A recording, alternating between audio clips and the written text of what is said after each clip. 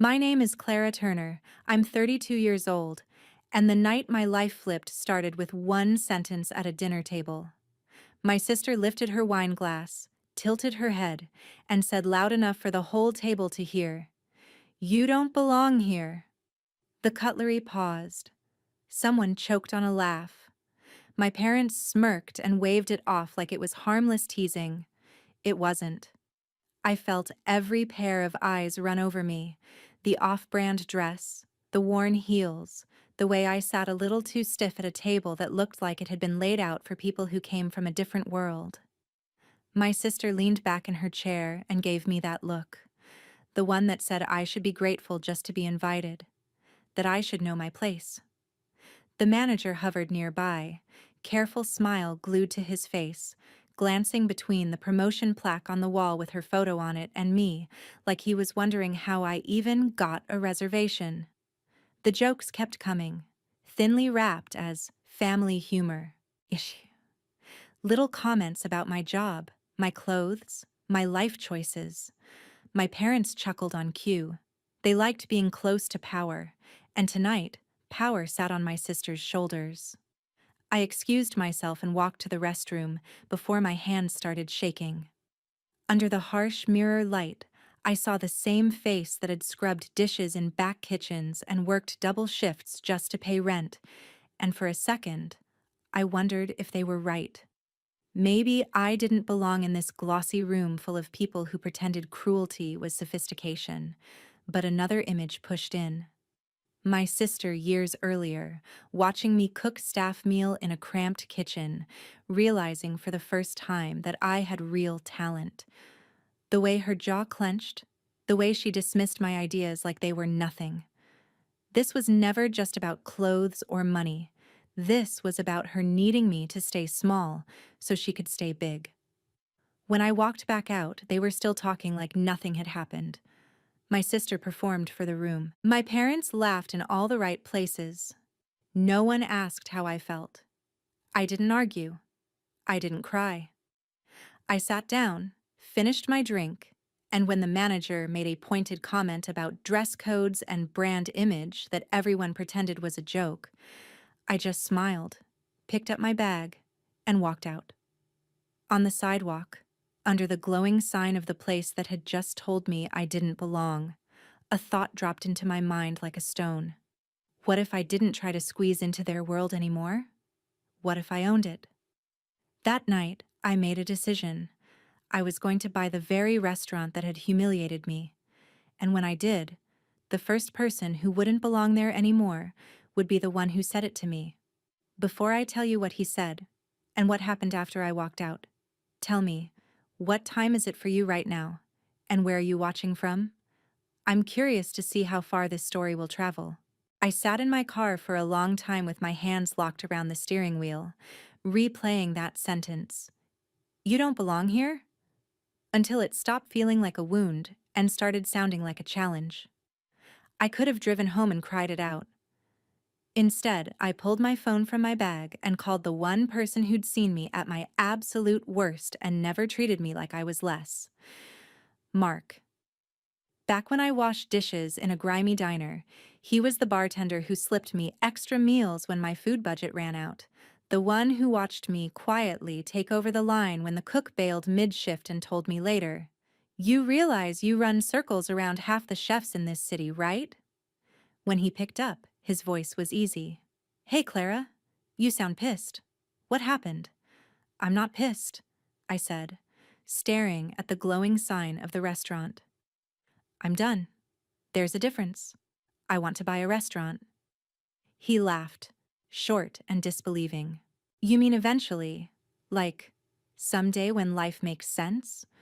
Or you mean you've just been insulted and you're having a cinematic moment in your car?" "I mean that place," I said.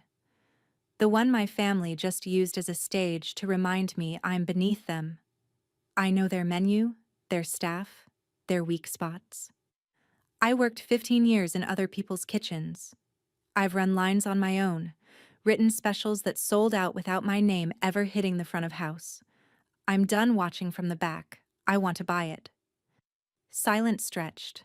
I could hear him breathing, the faint sound of a TV in the background. Clara, that's not a neighborhood joint. That place was in a business magazine. It's worth millions. 4.8, I said.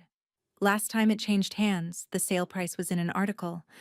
I've had that number stuck in my head for months. You've been thinking about this, he muttered. Not just tonight. I kept telling myself it was impossible, I said.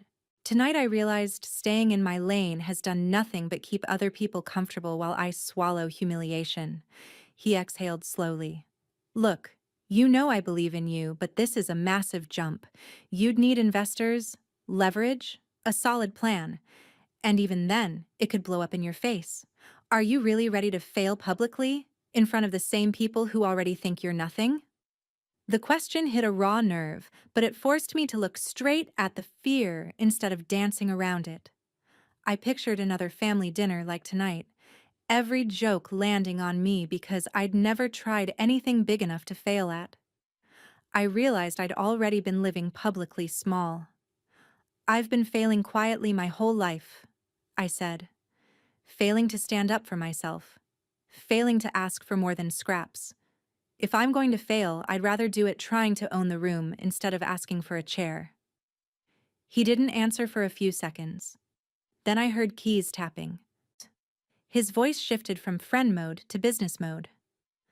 Okay, you want to do this? Then we do it properly. Send me everything you can find online about that restaurant. Ownership, articles, reviews, anything. Tonight. I'll dig into the business side. Tomorrow, we start mapping this out. You're not going to tell me I'm crazy? I asked. Oh, you're absolutely crazy, he said. But you've been talking about other people's bad menus for years. Maybe it's time you put your own name on one. After we hung up, I didn't drive home. I parked outside my tiny apartment, opened my laptop at the kitchen table, and started digging.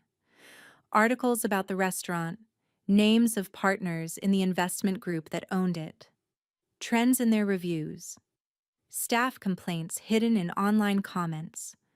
Piece by piece, a pattern formed. Polished image, good food, cold heart. A perfect machine that impressed on the surface but never truly connected. The same energy my family loved. I knew that machine. I'd worked inside it for years, in different buildings, different uniforms, same emptiness. Tonight, I decided I was done being a disposable part. I was going to become the one who decided how the machine worked, or if it kept running at all. By the next morning, my kitchen table looked like a crime scene for a financial investigation. Laptops open, articles printed, notes scribbled in the margins. Mark sat across from me, glasses sliding down his nose, scrolling through a shareholder report he'd managed to pull. Here, he said, pointing. The restaurant isn't owned by your sister's company. It's part of a small investment group. 7 partners. 1 relocated abroad last year. They've been restructuring, trimming anything that doesn't deliver clear returns. That's probably why standards got so brutal in the first place. So they don't care about loyalty, I said. They care about numbers. Exactly. Which means they might not care who owns this place, as long as they walk away with profit and no drama. He flicked to another document. And they've been quietly entertaining offers. Nothing public. Probably testing the waters. So we give them what they want, I said. A clean exit, strong vision, no noise. Bet. With one problem, he replied. You don't have 5 million sitting in a savings account. No, I said, but I have something else. 15 years of knowing how to make a kitchen work, and a story investors can sell to their friends when they're bragging about how smart they are. We started building. On paper, this wasn't revenge. On paper, it was strategy. A turnaround of a rigid luxury brand into something modern, emotional, and loyal. I sketched menus, memory plates, built from comfort dishes I grew up with, elevated with technique. Mark built projections, new guest segments, improved table turnover without making guests feel rushed. events that would fill slow nights without cheapening the brand. He pushed me hard. "Why you?" he asked during one mock pitch. "Why should they risk their money on someone who's never signed the front of a paycheck?" "Because I've watched owners burn cash on ego menus while I quietly fix their service in the back," I said. "Because I know exactly where this place bleeds money, overstaffing on dead nights, spending on decor that doesn't move the needle, ignoring locals in favor of tourists. I've lived the consequences of their bad decisions. I won't repeat them." Our first investor meeting was a slap. A polished man in an expensive watch listened to my pitch with polite interest. When I finished, he folded his hands. "You're clearly passionate," he said, "but passion doesn't cover a $4.8 million buyout. You have kitchen experience?" "Sure, but no ownership record. Your sister," he flicked his eyes at my notes where her title appeared, "has a proven corporate trajectory. Why should I believe you can outperform her?" The punch landed exactly where he meant it to. "Because she builds for perception," I said tightly. "I build for loyalty. Perception comes and goes. Loyalty pays bills." He smiled like he was indulging a child. "Come back when you've had some smaller success," he said. "Maybe start with a food truck." Outside, I leaned against a brick wall and let the frustration roll through me. It wasn't just the no. It was hearing my sister used as the gold standard for competence by a stranger who didn't know what she was like off email. That night, I opened a fresh notebook and started a different kind of work. I wrote down every failure I'd lived through. Jobs lost, rent late, nights I'd eaten staff meal leftovers in the walk-in because I couldn't afford groceries. I wrote about the day my parents skipped my culinary school graduation because my sister had a networking event. I wrote about being told over and over in small and big ways that I was less. Then I wrote a line under it. If I can survive all that, I can survive an investor saying no. We kept going. Second investor, a cautious couple who loved restaurants more than they loved risk. Beautiful idea, they said. Wrong economic climate. Third investor, a woman named Olivia who managed boutique hotels and looked like she could see straight through lies. She interrupted my pitch twice, not to shut me down, but to drill into specifics. "What's your plan for when the first wave of curiosity dies? How will you retrain staff who are used to fear-based leadership? What happens if your family turns this into a public circus?" I answered honestly. Curiosity would fade, so we'd build regulars with locals-only nights and sincere loyalty perks. Staff would need time, but I'd been where they were. I knew how to earn their trust. As for my family, I couldn't control them. I could only keep the restaurant's story honest, so even their spin couldn't stick. When I finished, she leaned back.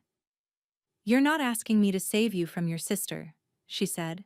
"You're asking me to back a concept that happens to humiliate her on the way up." A corner of her mouth lifted. "I can live with that." She committed to a significant stake, contingent on us securing majority control. Her name on the deck gave us credibility. Smaller investors followed, people who liked the combination of numbers and narrative. In between meetings, I wrote in my notebook like a journal and a war log combined, tracking each small win and each punch to the gut. Weeks later, an email from the investment group arrived. They accepted our offer, pending due diligence. I stared at the screen until the words blurred. The restaurant that had told me I didn't belong was now one contract away from belonging to me. Closing dragged through weeks of inspections, negotiations, and last-minute demands. Every time I thought it was done, another email appeared. A clause to clarify, a number to tweak. I signed my name so many times it started to look like someone else's. When the final signatures were in place, my lawyer shook my hand. "That's it," he said. "You're officially the majority owner of the Grand Table." On paper, it was clean. In my head, It was chaos. That night, I walked through the dining room after hours with Mark, the chairs still up on tables, the polished surfaces reflecting dim emergency lights. "You realize she thinks some faceless foreign investor bought the place," he said. "Far as she knows, you're still the embarrassing sister who can't dress for dinner." "She'll find out soon enough," I replied, but not from a press release. Changes started quietly. I met with staff one by one. Some were wary, expecting the usual. New owner, new rules, same fear. I told them the truth about my years in back kitchens, about being on the wrong side of power in places like this. "I'm not here to blow everything up," I said. "I'm here to build something that actually makes sense, for guests and for you. But that means things will change." In pre-service meetings, I laid out the new direction. We kept the quality, the technique, the standards. What we dropped was the cold. Servers wouldn't upsell just to hit arbitrary targets. They'd learn to read the table and offer what fit. Scripts went in the trash. We added a section to the menu called Memory Plates, dishes built from real stories, tested for flavor and impact. The bitter melon stuffed with braised short rib. A rich chicken and rice dish built from a cheap childhood meal, reworked with stock that took 2 days to make. A dessert inspired by the cheap boxed cakes my mother pretended were special. One of the veteran managers pulled me aside. "With respect," he said, "this place is known for refinement. People come here to escape real life, not be reminded of it. Emotion doesn't always sell." "Maybe not," I said, "but connection does. People are sick of being impressed and empty. They want to feel something and still be impressed." He didn't argue, but I saw him texting after he walked away. I knew exactly who he was updating. Meanwhile, the restaurant's social media, run by a junior staffer who was thrilled to be trusted, started teasing the new era opening. Shot of a dish here, a quote about belonging there.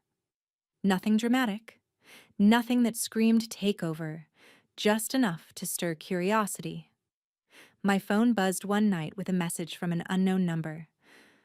"Heard there's a relaunch coming. Hope the new owners know what they're doing. Be a shame if the place lost its standards." I stared at the screen. She knew something was changing. Of course she did. This restaurant was her stage. Any shift in lighting, she felt it. I typed back, "I think the new owners know exactly what they're doing. You should come to opening night." There was a long pause. Then, "I'll be there. Can't wait to see who they are." On opening night, I stood outside under the glowing sign again. Same building, same name, different story. The host checked last-minute details. The bar team polished glasses. The kitchen moved like a coiled spring. I looked at the door and pictured my sister walking in, confident, ready to charm strangers into admiring her. She had no idea that tonight, the person she'd be performing for had stopped being her audience. I'd become the one calling the cues. By 7, the place was full. People who'd been coming here for years and people who'd only seen the relaunch teasers online. There was an energy I'd never felt in this room before. Not stiff admiration, but curiosity. Servers moved with tighter focus but more relaxed faces. The bar hummed. The kitchen tickets started printing in a steady stream. I floated between tables, introducing myself simply as Clara, part of the new ownership. Some guests did a double take at my plain last name, expecting something more glamorous. I didn't offer more. My work would speak for me. Around 7:15, I heard it. That laugh. Sharp, familiar, honed like a blade. I turned and saw her. My sister walked in like the room was hers by default. Designer dress fitted perfectly. Hair and makeup done to match the concept she thought she still represented. Untouchable, flawless, above. People who'd worked under her stiffened out of habit. She greeted them with easy charm, making sure everyone heard her remark about how funny it was that no one had told her about the relaunch planning. Then she saw me standing near the host stand, wearing a simple blazer and moving like I belonged there. For a brief moment, confusion crackled across her face. Then the smile snapped back in place. She closed the distance between us. "Clara," she said, looking me up and down. "Wow, you clean up nice. Big night. You sure you're not just visiting?" "I've been here a lot lately," I said evenly. "Tonight's important." "So I hear," she replied. "They must be desperate if they're letting you help." A few staff members exchanged glances. Some guests at the bar turned their heads. The old dynamic was trying to reappear in a room that was no longer the same. "Why don't you let me show you what we've been working on?" I said. "I had something sent to your table. I'd really like your opinion." She didn't like not choosing for herself, but curiosity was one of her weaknesses. "You ordered for me?" she said, brows lifting. Bold. "You've always loved judging my choices," I said. "Consider it a favor." I walked to the kitchen. "Table 12, I told Jason, our head chef. Is it up?" He nodded and slid a finished plate onto the pass. Bitter melon rings stuffed with slow-braised short rib, set on a glossy reduction, garnished with delicate herbs. It was visually refined enough for this room, but the first bite would drag anyone with a childhood like ours straight back to cheap bitter stews eaten while adults argued in the next room. "Send it," I said. From the host stand, I watched her reaction. The plate landed in front of her. She frowned at the bitter melon, then at the memory plate's description the server recited, "Dishes inspired by real nights that shaped us." She took a bite. Her jaw worked. Her eyes flickered just for a second. I knew exactly what she was tasting. Long nights at a chipped kitchen table, listening to our parents talk about bills they couldn't pay, pretending the bitterness in the stew was grown-up flavor and not just cheap ingredients. Her friends looked puzzled but intrigued. One of them said, "This is actually amazing. I didn't expect to like something with bitter melon." I walked over. "What do you think?" I asked her. "We call this one The Night They Forgot Us." Her fingers clenched around the fork. "That's melodramatic," she said. "People come here to escape. Why would anyone want to be reminded of ugly family dinners?" "Because some of us learned to turn ugly nights into something better," I replied. "Some of us learned bitterness can be transformed instead of buried." Her gaze hardened. "Who came up with this? Some consultant who thinks trauma sells?" "The new owner," I said simply. "They wanted the menu to actually mean something." At the next table, a man raised his glass.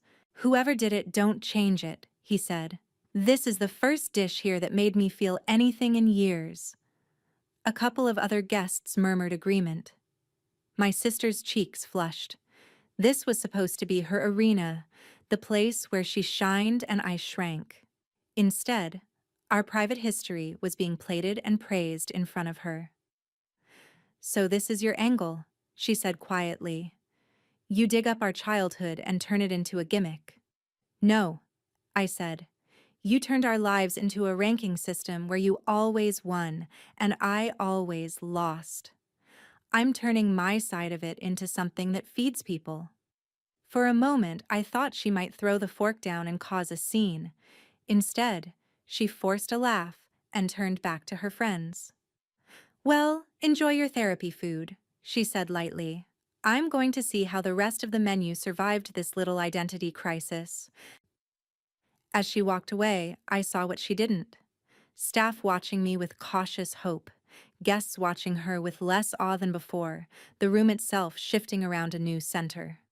For the first time, when she tried to push me out, the space didn't bend in her favor. The weeks that followed turned the restaurant into a battlefield she couldn't quite control. The relaunch buzzed online. Photos of memory plates circulated with captions about finally feeling something in a fine dining room. Regulars who had once bragged about how exclusive the restaurant felt now bragged about how surprisingly warm it had become. Staff who used to dread coming in on nights when my sister was on the floor started showing up early, tossing ideas at me about new dishes, better service touches, stories from their own lives that might fit the menu. She responded the way she always did when she felt power slipping, by trying to pull the ground out from under me. One afternoon, Mark walked into my office with his phone in his hand. "You need to see this," he said.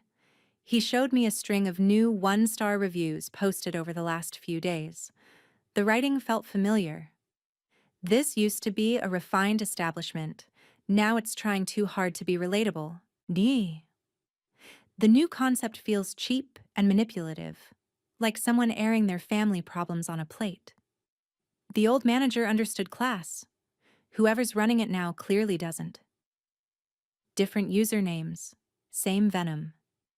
She's not even being subtle," I said. Mark shrugged. "We can't prove it's her. But honestly, let her burn fake accounts while we fill real seats." That night was fully booked. A walk-in group arrived. 4 people, late 20s, dressed nicely but not expensively. They hovered by the door, uncertain. The host started to explain we were at capacity. I stepped in. "Give us 10 minutes, I told them. "We'll make space." We squeezed them in near the bar between 2 tables of regulars. As I handed them menus, one of them admitted, "We almost canceled. Those new reviews online are brutal, but our friends swore they didn't match what she experienced." I smiled. "Strangers online can say whatever they want," I said. "You're here now. Let the food tell you what's true." When they hesitated over the memory plates section, a woman at the next table leaned over. "Get the bitter melon," she said. I thought I'd hate it. Instead, I called my mom crying after eating it. Her partner laughed. "She's not exaggerating, it was intense. In a good way." At another table, a man added, "The stew dish, whatever it's called, order that too. Tastes like everything my family couldn't say out loud." Within minutes, the whole corner of the room was talking across tables, swapping recommendations. I glanced toward the bar. My sister stood there with Victoria and a couple of their usual orbiters, watching. She'd put effort into her appearance tonight, probably planning to dazzle the new owners and remind everyone she was still the face of this place. Instead, the crowd was building its own story, and it didn't include her. She decided to intervene. Walking to the cluster of animated tables, she flashed a practiced smile. "I'm glad you're enjoying yourselves," she said. "I've been with this restaurant a long time. It's changed a lot recently. Some people miss when it was a bit more sophisticated." Her tone made it clear who some people were. The woman who'd recommended the bitter melon looked up at her. "Honestly," she said, "sophisticated is one word, intimidating is another. I like it better now." My sister's smile tightened. "Of course," she said. "Not everyone appreciates fine dining." That landed wrong. Several guests exchanged looks. I stepped in, not with a speech, but with a simple truth. "We're still fine dining," I said calmly. "We just stopped confusing fine with cold. If anyone here feels like we've lost what made this place special, tell me. I want to hear it." Silence. Someone raised a glass. "It finally has a heart," he said. A few others murmured agreement. A small smattering of applause broke out. It wasn't a standing ovation. It was more dangerous. Quiet consensus. My sister's composure cracked for a split second. Her eyes flashed toward the bar, where one of the senior managers, her ally, stood very still, clearly registering the shift. Later that week, the sabotage escalated. Rumors started circling among suppliers that I was unstable, that the restaurant might not last under my leadership. A couple of vendors called Mark directly to check if they should be worried about unpaid invoices. He shut it down with receipts and bank statements. "She's flailing," he said.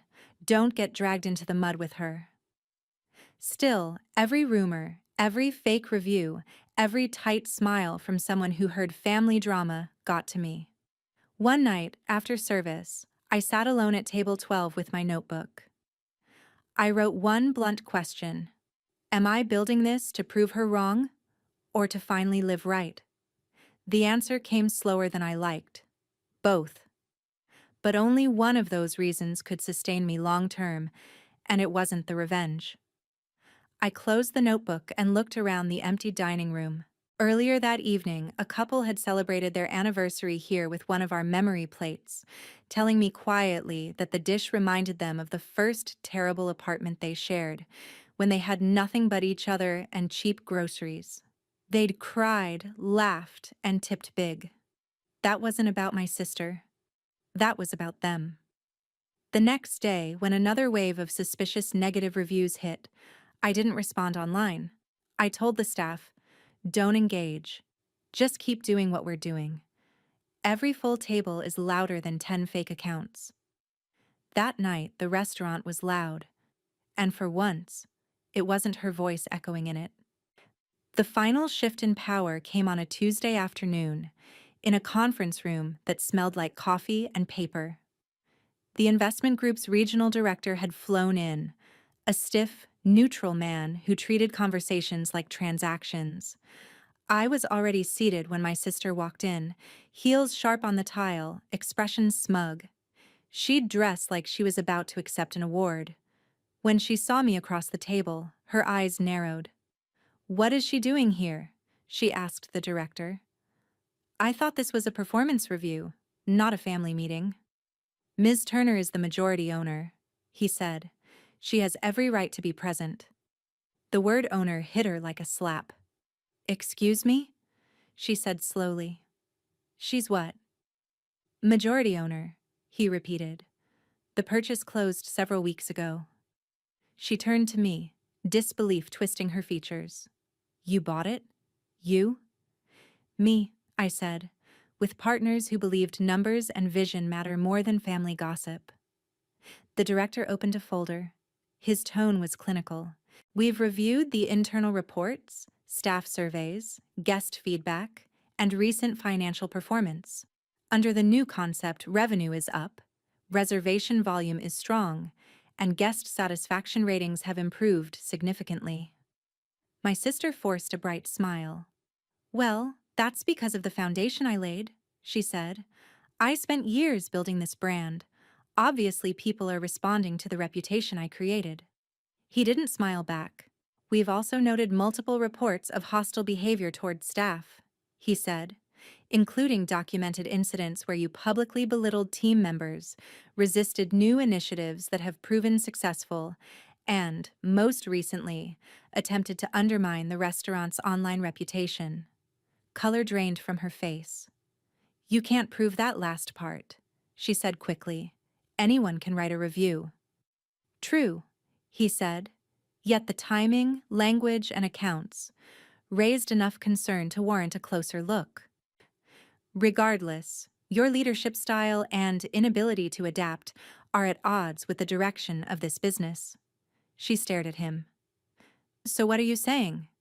"We're terminating your position," he said, "effective immediately.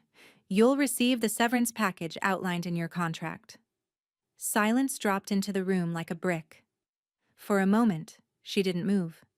Then she slowly turned to me. "You did this," she said. "You put them up to it. You've been waiting for this." "No," I said. "I didn't ask them to fire you. I didn't need to. Your behavior finally caught up with you in a room you can't manipulate." Her voice dropped, more dangerous now that the performance had cracked. "You think this makes you better than me? You bought your way into a place you never fit. You stole my world and turned it into your therapy stage." "I didn't steal it," I said. "I bought it with every no I survived, every night I worked while you climbed ladders built on other people's backs. This isn't about being better. It's about me finally refusing to be small so you can feel big." For a second, something like hurt flashed across her face, beneath the anger. Maybe she remembered the same nights I did. Maybe she didn't. She grabbed her bag and stood. "Enjoy it while it lasts," she said. "You'll mess it up. You always do." Then she walked out, slamming the door behind her. That evening, I didn't make an announcement to the staff. The director sent the formal email. Word moved fast anyway. Some people looked stunned. Some looked relieved. One server who'd been on the receiving end of my sister's cruelty breathed out, "Finally," under her breath when she thought I couldn't hear. Service started as usual. Tables filled, orders fired, memory plates went out, came back scraped clean. In the middle of the rush, I stepped aside and watched. A couple held hands over dessert, talking quietly about a hard year they'd just survived. A group of friends toasted to new chapters over dishes that tasted like old lives reimagined. A solo diner read a book between courses, relaxed instead of tense, in a room that once made people sit up straighter than they breathed.